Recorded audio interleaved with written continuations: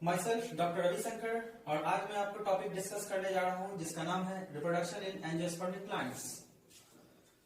Reproduction एक ऐसा biological process जिस प्रोसेस के थ्रू कोई ऑर्गेनिज्म अपने यंग वन को जन्म देता है, अपने ऑफस्प्रिंग को जन्म देता है।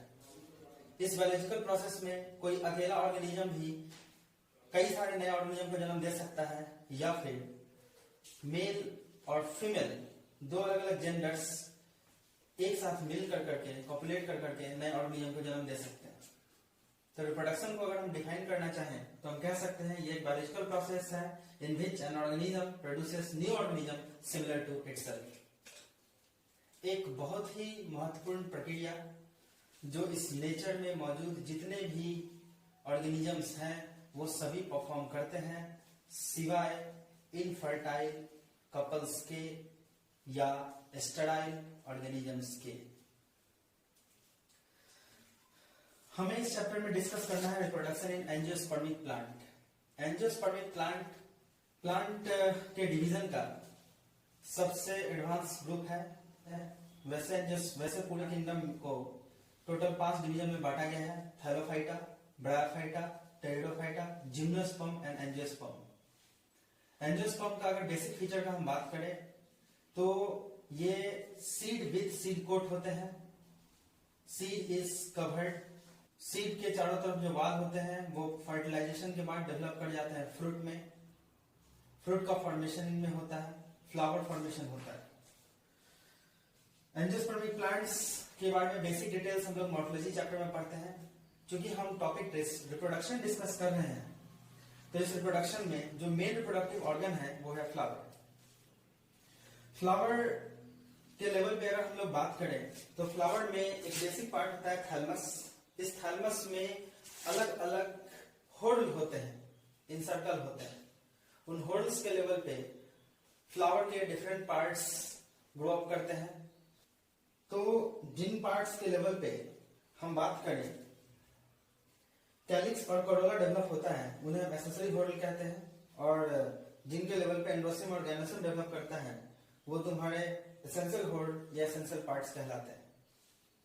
किसी फ्लावर के लेवल पे अगर हम बात करें तो उनके 2 पार्ट होते हैं, accessory part and essential part. Accessory part से बिलोंग करते हैं calyx and Corolla, essential part से बिलोंग करते हैं एंड्रोसियम एंड गैनोसियम। एक्सेसरी या एसेंशियल क्या होता है?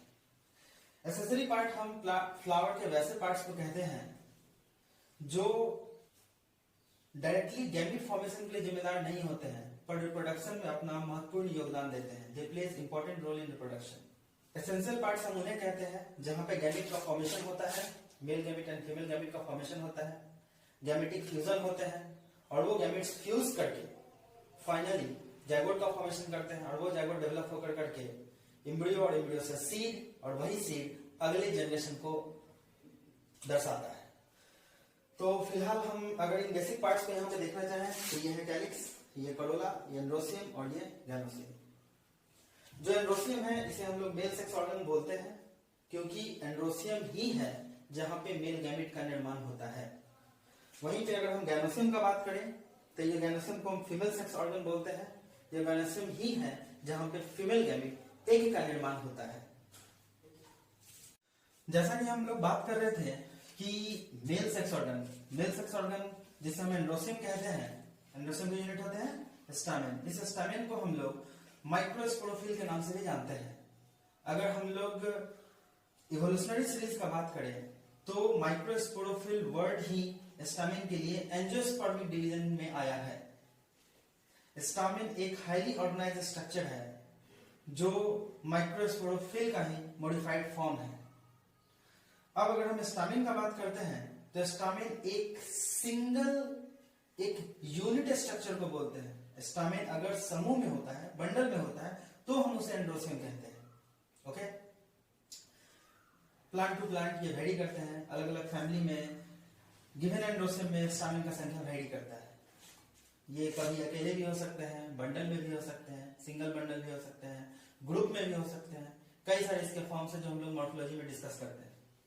अब इस स्टामेन को अगर हम लोग देखें इसके स्ट्रक्चर को तो स्टामेन में 2 एंथर लोब यूजुअली पर मालवेसी जैसे फैमिली में एंथर लोब का संख्या एक ही होता है।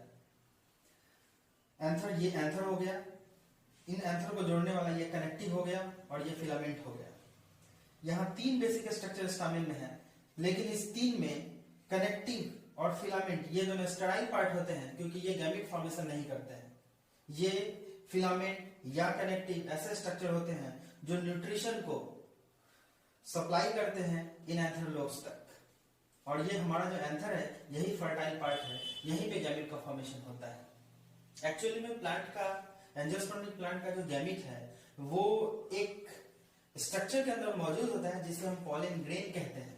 पॉलन ग्रेन कोई मेल गैमेट नहीं है, बल्कि मेल गैमेट कैरी करने वाला स्ट्रक्चर है जिसे हम मेल गैमेटोफाइट कहते हैं। कई बार नीट पीएमटी में इस तरह के सवाल पूछे गए हैं, जहां पे ये पूछा गया है कि फर्स्ट मेल गैमेटोफाइट कौन होता है, that is the pollen grain, और इस पॉलन ग्रेन के अंदर ही मेल गैमेट होता है। हिंदी में पॉलन ग्रेन को हम लोग परागकण कहते हैं।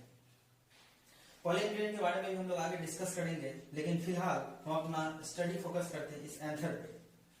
अब अगर हम एंथर के बारे में बात करते हैं तो एंथर में अगर 2 लोब हैं जो आपस में कनेक्टिव से जुड़े हुए होते हैं, और ये इसका फिलामेंट हो गया, तो एंथर में अगर 2 लोब है तो उसे हम डाइथिकस कहते हैं। इस एंथर को अगर हम ट्रांसवर्सली कट कर दें तो यहां पे हमें 4 चैम्बर दिखते हैं।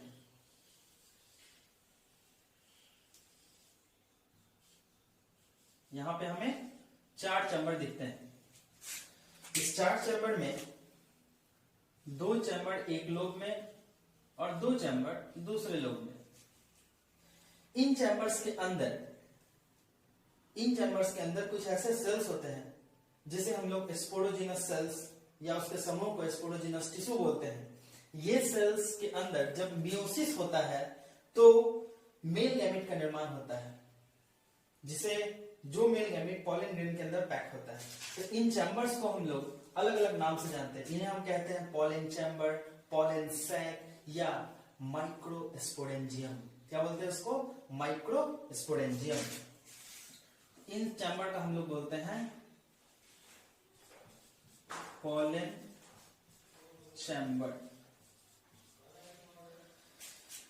पॉलन चैम्बर, तो सबसे बड़ी बात है कि पॉलन चैम्बर, यहां अगर हम लोग देखें तो this pollen chamber,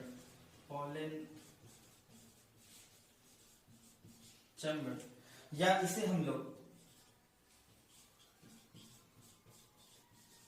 pollen sac कहते हैं, या फिर इसे हम लोग माइक्रो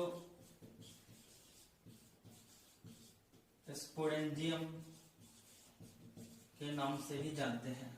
और पॉलन चैम्बर बोलो या पॉलन सैक बोलो या माइक्रोस्पोरेंजियम बोलो, सब एक ही है। अब most of the angiospermic family में जो स्टामेन होता है वो डाइथिकस होता है। Most of the angiospermic family में जो स्टामेन होता है वो डाइथिकस होता है। यहाँ पे 2 एंथर लोब होते हैं और हर एंथर लोब में 2-2 चैम्बर होते हैं, तो टोटल मिला के 4 चैम्बर हो गए। तो ऐसे कंडीशन में इसे हम बोलेंगे टेट्रास्पोरेंजिएट। क्योंकि पॉलन चैम्बर को माइक्रोस्पोरेंजियम बोलते हैं, तो ये स्पोरेंजियम से ही वर्ड स्पोरेंजिएट लिया गया। स्पोरेंजिएट मतलब होता है थैला। माइक्रोस्पोरेंजिएट कहने का मतलब होता है ऐसा थैला जहां पे छोटे छोटे सूक्ष्म, बहुत ही छोटे इस गैमेट को कैरी करने वाले स्पोर लाइक स्ट्रक्चर होते हैं। That's why it is called microsporangium.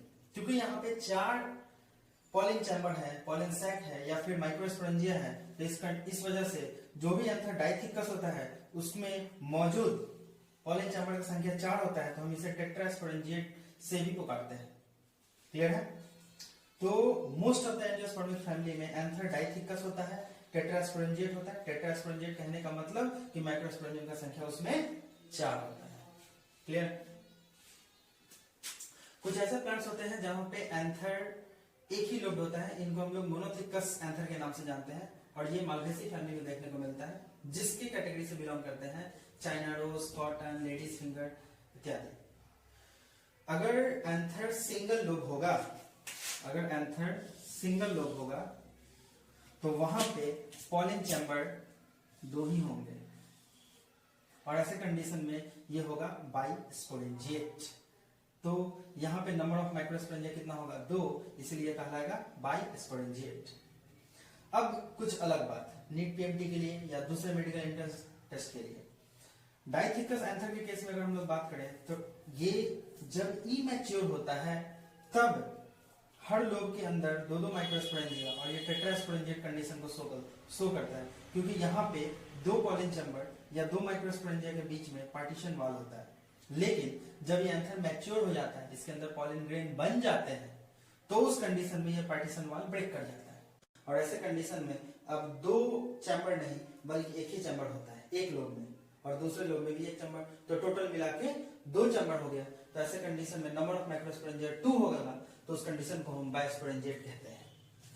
तो समरी अगर हम लेके चले तो डाइथिकस एंथर जब इमैच्योर होगा तो टेट्रास्पोरेंजिएट कंडीशन, जब मैच्योर होगा तो बाइस्पोरेंजिएट कंडीशन को रिप्रेजेंट करेगा। यूजुअली नीट पीएमटी में या दूसरे मेडिकल एग्जाम में जो क्वेश्चंस पूछे जाते हैं, अगर क्वेश्चन में कुछ भी नहीं कहा गया है तो आपको हमेशा इमैच्योर कंडीशन को लेकर के ही जवाब देना है और किसी डाइथिकस एंथर के लिए टेट्रास्पोरेंजिएट कंडीशन ही लेना है। जब क्वेश्चन में कह दिया जाए मैच्योर या इमैच्योर वर्ड, तो हम टेट्रास्पोरेंजिएट वर्ड इमैच्योर के लिए देखेंगे एंड बाइस्पोरेंजिएट कंडीशन मैच्योर के लिए देखेंगे।